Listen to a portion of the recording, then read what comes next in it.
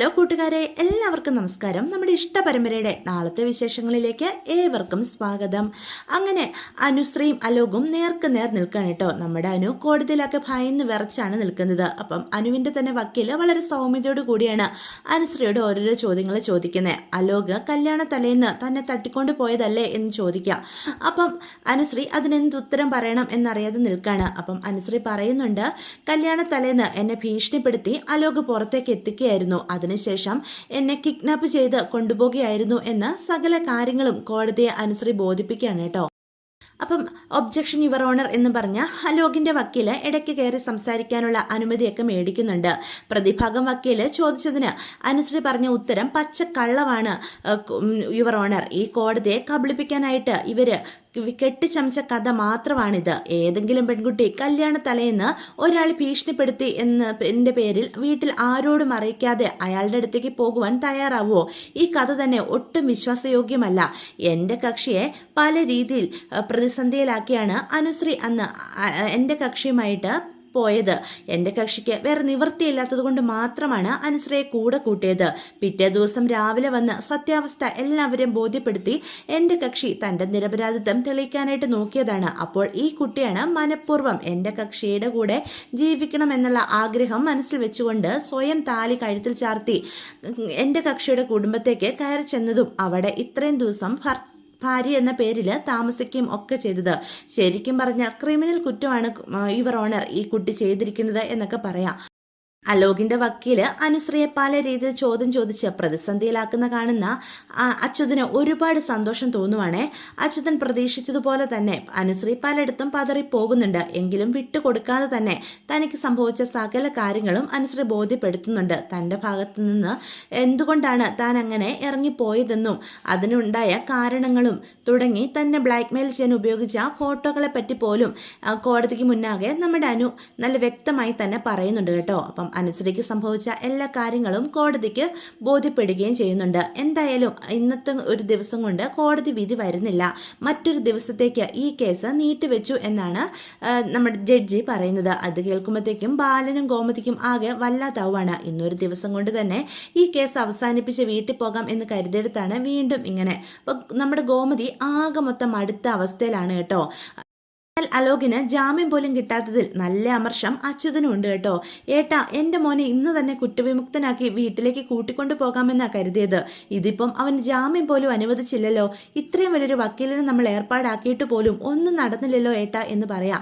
നമ്മുടെ വക്കീല് നല്ല രീതിയിൽ തന്നെയാണ് കൈകാര്യം ചെയ്തത്. പക്ഷേ ജാമ്യം അനുവദിക്കാത്തത് കോടതിക്ക് അവൻ ചെയ്ത തെറ്റുകൾ ബോധ്യപ്പെട്ടതുകൊണ്ടാണ്. എന്ത് തെറ്റ്? എൻ്റെ മോൻ ഒരു തെറ്റും ചെയ്തിട്ടില്ല. ദേ ആ പെണ്ണ് ഓരോന്നൊക്കെ ചെയ്തു കൂട്ടിയത്. എന്ത് ധൈര്യം ഉണ്ടായിട്ടാ നമ്മുടെ വീട്ടിൽ നമ്മുടെ മരുമകളാണെന്ന പേരിൽ അവൾ അവിടെ വന്ന് താമസിച്ചത്. എന്നിട്ട് എത്രമാത്രം മാനസികമായും ശാരീരികമായും എൻ്റെ മകനെ അവൾ ഉപദ്രവിച്ചു. അതിനൊക്കെ അവക്കെതിരെയാ കേസ് എടുക്കേണ്ടത് എന്നൊക്കെ പറഞ്ഞ് അച്യുതനാകെ ദേഷ്യത്തോടെ നിൽക്കുക. അപ്പം അനന്തൻ എന്തേലൊക്കെ പറഞ്ഞ് ആശ്വസിപ്പിക്കാനായിട്ട് ശ്രമിക്കുന്നുമുണ്ട് കേട്ടോ. ഇതേസമയം ഗോമതി പുറത്തേക്ക് ഇറങ്ങിയതിന് ശേഷം ബാലനോട് പറയും, ഇതെന്താ ബാലേട്ടാ, ഇന്നുകൊണ്ട് എന്താ ഈ കേസിൽ ഒരു കാര്യവും തീർപ്പാകാത്തത് എന്ന് ചോദിക്കാം. അപ്പം ആരും പറയും, അമ്മേ കോടതി എന്നൊക്കെ പറഞ്ഞാൽ ഇങ്ങനെയാ. ചിലപ്പോൾ വർഷങ്ങളോളം ഒരു കേസിൻ്റെ പിന്നാലെ നടന്ന ആൾക്കാരെയൊക്കെ എനിക്കറിയാം. വർഷങ്ങളോ? അപ്പം നമ്മൾ വർഷങ്ങളോളം അനുവിനെയായിട്ട് ഈ കോടതി ഇങ്ങനെ കയറി ഇറങ്ങേണ്ടി വരുമെന്നാണോ നീ പറയുന്നത് എന്ന് ആരിനോട് ചോദിക്കുക. അങ്ങനെ അല്ലമ്മേ, അങ്ങനത്തെ സംഭവങ്ങളും ഉണ്ട്. നീതി കിട്ടാനായിട്ട് ഒരുപാട് വർഷങ്ങൾ കാത്തിരിക്കേണ്ടതായിട്ടും വന്നിട്ടുണ്ട്. കോടതിയിലെ കാര്യങ്ങളൊക്കെ ഇങ്ങനെയാണെന്ന് അമ്മയെ ബോധ്യപ്പെടുത്താനായിട്ട് ഞാൻ പറഞ്ഞതാ. ബാലേട്ടാ, ദേ ഇതൊന്നും ശരിയാകില്ല കേട്ടോ. ഈ പെൺകുട്ടിയായിട്ട് ഇപ്പം തന്നെ ഈ കോടതി കയറി ഇറങ്ങിയത് ശരിയായിട്ട് എനിക്ക് തോന്നുന്നില്ല. ആ ലോകിൻ്റെ വക്കീല് എന്തൊക്കെ ചോദ്യങ്ങളാണ് നമ്മുടെ മോളോട് ചോദിച്ചത്. അവളെ അപമാനിക്കുന്ന രീതിയിലല്ലേ പെരുമാറിയത്. എനിക്കിതൊന്നും സഹിക്കാനായിട്ട് സാധിക്കുന്നില്ല. പാവം എൻ്റെ അനിക്കുട്ടി, അവൾ ആകെ പേടിച്ച് വരച്ച അവിടെ നിന്നത് എന്ന് പറയാം. ഇനിയും നമ്മൾ ആ കേസിൻ്റെ പിന്നാലെ കോടതിയിലേക്ക് വരണമെന്നൊക്കെ പറഞ്ഞാൽ ഇത് വേണ്ട ബാലേട്ട എന്ന് ഗോമതി പറയാം. നീ എന്താ ഉദ്ദേശിക്കുന്നത് ഗോമതി? നമുക്ക് ഈ കേസും കൂട്ടവും ഒന്നും വേണ്ട ബാലേട്ട. അലോകിനെതിരെ കൊടുത്ത കേസ് നമുക്ക് പിൻവലിക്കാം എന്ന് പറയാം.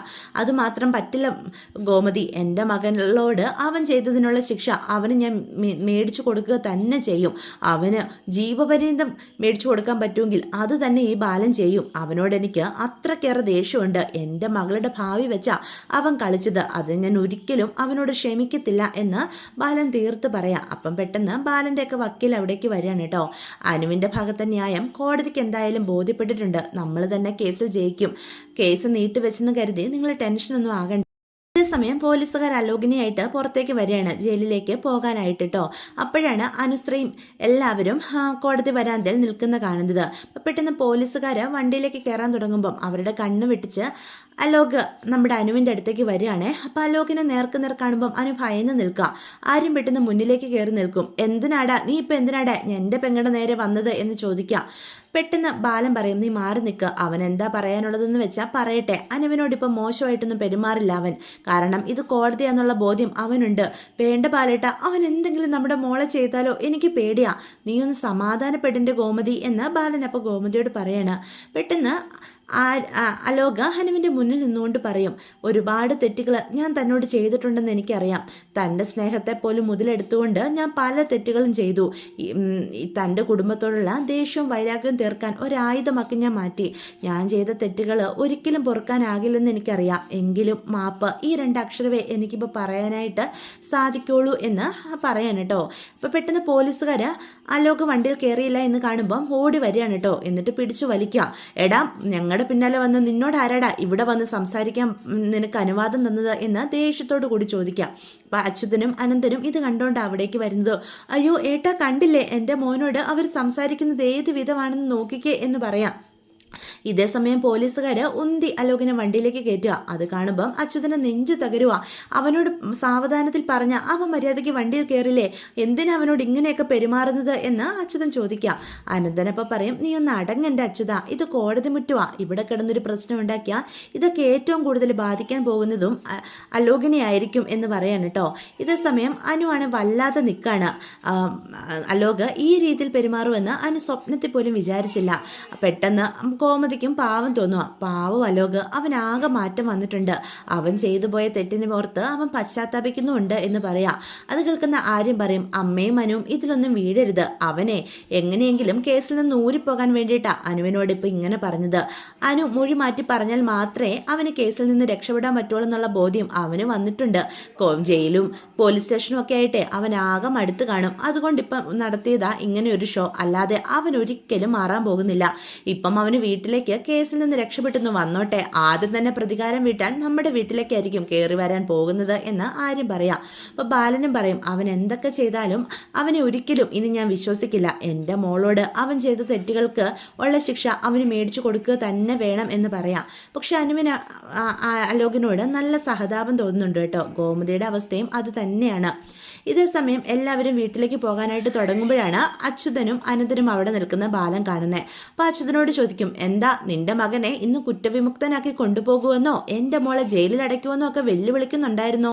എന്നിട്ട് ജാമ്യം പോലും നിന്റെ മകന് കിട്ടിയില്ലല്ലേ എന്ന് അച്യുതനോട് ചോദിക്കാം. എടാ ബാല, എൻ്റെ മോൻ ഈ കഷ്ടപ്പെടുന്നതിനൊക്കെ നീയും നിന്റെ കുടുംബവും അറിയും. ഈ അച്യുതൻ ആരാണെന്ന് നീ ഇനി അറിയാൻ പോകുന്നതേ ഉള്ളൂ എന്നും പറഞ്ഞ് വെല്ലുവിളിക്കും. നിന്റെ അഹങ്കാരത്തിന് ഇപ്പോഴും കുറവില്ലേ അച്യുത എന്ന് ചോദിക്കാം. ഇവിടെ ന്യായം എൻ്റെ മകളുടെ ഭാഗത്താ. അവൾക്ക് നീതി മേടിച്ചു കൊടുക്കാൻ ഞാൻ എവിടെ വേണമെങ്കിലും പോകും എന്ന് പറഞ്ഞ് ബാലൻ അവിടെ നിന്ന് അങ്ങോട്ട് പോവാണ് കേട്ടോ. കണ്ടില്ലേ ഏട്ടാ അവൻ്റെ അഹങ്കാരം. ഇനി ഒരു നിമിഷം പോലും നമ്മൾ മിത്രയെ ദേവമംഗലത്ത് നിർത്തിക്കൂടാ. വീട്ടിൽ ചെല്ലുമ്പം തന്നെ ആദ്യം ചെയ്യേണ്ടത് മിത്രയെ വിളിച്ചുകൊണ്ട് കൃഷ്ണമംഗലത്തേക്ക് വരികയാണ്. നമ്മുടെ കുട്ടി എന്തിനാ അവരുടെ വീട്ടിൽ നിൽക്കുന്നത് എന്നൊക്കെ അച്യുതൻ അനന്തനോട് ചോദിക്കുക. അപ്പം അനന്തൻ പറയും, നീ ഒന്ന് സമാധാനപ്പെട്, നമുക്ക് സംസാരിക്കാം എന്ന് പറഞ്ഞ് ഒരു വിധത്തിൽ അനന്തൻ അച്യുതനെയും കൂട്ടിക്കൊണ്ട് വീട്ടിലേക്ക് വരിക. ഈ വണ്ടിയുടെ ശബ്ദം കേൾക്കുമ്പോൾ തന്നെ രാജശ്രീ ഓടി ഇറങ്ങി വരിക. അച്ചുവേട്ടാ എവിടെ, അലോക് എവിടെ എന്ന് ചോദിക്കുക. ഒരു വിധത്തിൽ അച്യുതനും അനന്തനും അകത്തേക്ക് കയറുക. നിങ്ങൾ രണ്ടാളും എന്താ ഇങ്ങനെ തനിയെ കയറി വന്നത്? എൻ്റെ അലോക് എവിടെ എന്ന് ചോദിക്കുക. പെട്ടെന്ന് ഇന്ദ്രാമയും അതുപോലെ തന്നെ നന്ദിതയും ഒക്കെ അടുത്തുണ്ട്. എന്തായി അനന്തേട്ടാ, അലോക് എവിടെ എന്ന് നന്ദിത ചോദിക്കുക. അത് അവന് ജാമ്യം കിട്ടിയില്ല, കേസ് മറ്റൊരു ദിവസത്തേക്ക് നീട്ടിവെച്ചു എന്ന് അനന്തം പറയാം. ഇത് കേൾക്കുന്ന രാജശ്രീ നെഞ്ചത്തടിച്ച് കരയാണ്. എൻ്റെ കുഞ്ഞിനെ കൊണ്ടുവന്നില്ലെന്നോ? അച്ചുവേട്ടൻ എന്താ എന്നോട് പറഞ്ഞത്? ഇന്ന് അലോകുമായിട്ട് ഈ വീടിൻ്റെ പടി കയറുള്ളെന്നല്ലേ? എന്നിട്ട് എൻ്റെ മോൻ എവിടെ? അവനെ വീണ്ടും പോലീസുകാർ കൊണ്ടുപോയോ? എൻ്റെ കുഞ്ഞിൻ്റെ ജീവിതം ഇത് നശിച്ചു പോവാണോ എന്നും പറഞ്ഞ് ആണ് കേട്ടോ. പെട്ടെന്ന് തന്നെ ഭാവം മാറ്റിക്കൊണ്ട് പറയും, ആ ദേവമംഗലത്തുള്ളവരെ ഒന്നും സമാധാനത്തോടെ ജീവിക്കാൻ ഞാൻ അനുവദിക്കില്ല. ആ കുടുംബം ഞാൻ കത്തിക്കും. അവിടെ ഒറ്റ ഒരെണ്ണം പോലും സന്തോഷത്തോടെ ഇനി ജീവിക്കില്ല. ഇത് രാജശ്രീ എടുക്കുന്ന ശബ്ദമാണ് എന്നൊക്കെ പറഞ്ഞാൽ ദേഷ്യത്തോടു കൂടി നിൽക്കാം. അപ്പം ഇന്ദ്രാമയ്ക്കും അലോകിന് ജാമ്യം കിട്ടിയില്ല എന്ന് കേൾക്കുമ്പം സങ്കടം വരുന്നുണ്ട് കേട്ടോ. അപ്പം അനന്തം പറയും, രാജശ്രീ നീ ഇങ്ങനെ കിടന്ന് ദേഷ്യപ്പെട്ടിട്ടോ കരഞ്ഞിട്ടോ ഒന്നും കാര്യമില്ല. നമുക്ക് കേസുമായിട്ട് മുന്നോട്ട് പോകുകയേ രക്ഷയുള്ളൂ. നമ്മുടെ വക്കീല് നല്ല രീതിയിൽ തന്നെയാണ് കോടതിയിലെ കാര്യങ്ങളൊക്കെ കൈകാര്യം ചെയ്തത്. പക്ഷേ അനുവിനോട് അലോക് ചെയ്ത എല്ലാ കാര്യങ്ങളും കോടതിക്ക് ബോധ്യപ്പെട്ടു. അതുകൊണ്ടാണ് കേസ് നീട്ടിവെച്ചത് എന്ന് പറയണം. എന്ത് തെറ്റാ അനന്തേട്ടാ ചെയ്തത്? എൻ്റെ മകൻ എന്ത് തെറ്റാ ചെയ്തത് എന്ന് ചോദിക്കുക. ഈ കുടുംബത്തിനും ഇവിടെയുള്ള എല്ലാവർക്കും വേണ്ടിയാ അവൻ എന്തെങ്കിലും പ്രവർത്തിച്ചിട്ടുണ്ടെങ്കിൽ അതെല്ലാം. എന്നിട്ടിപ്പം അവൻ മാത്രം തെറ്റുകാരനായോ എന്ന് രാജശ്രീ ചോദിക്കണം. അല്ലെങ്കിലും അനുശ്രീ ചെയ്തത് ഏതെങ്കിലും പെൺകുട്ടികൾ ചെയ്യുന്ന കാര്യമാണോ? അവളിവിടെ അലോകിൻ്റെ ഭാര്യയാണെന്നും പറഞ്ഞ് നമ്മുടെ കൂടെ ജീവിച്ചില്ലേ? അതൊക്കെ ആരെങ്കിലും ചെയ്യുവോ? അതിന് അവളെ ശിക്ഷിക്കല്ലേ വേണ്ടത്? ഇനി ഈ ദേവമംഗലത്തുള്ളവരോട് പ്രതികാരം വീട്ടാതെ രാജശ്രീക്ക് സമാധാനം കിട്ടില്ല എന്ന് പറയാം. പെട്ടെന്ന് അനന്തിൻ്റെ മുന്നിലേക്ക് കയറിയിട്ട് പറയും, മിത്ര ഇനി ഒരു നിമിഷം പോലും അവിടെ നിർത്തരുത്.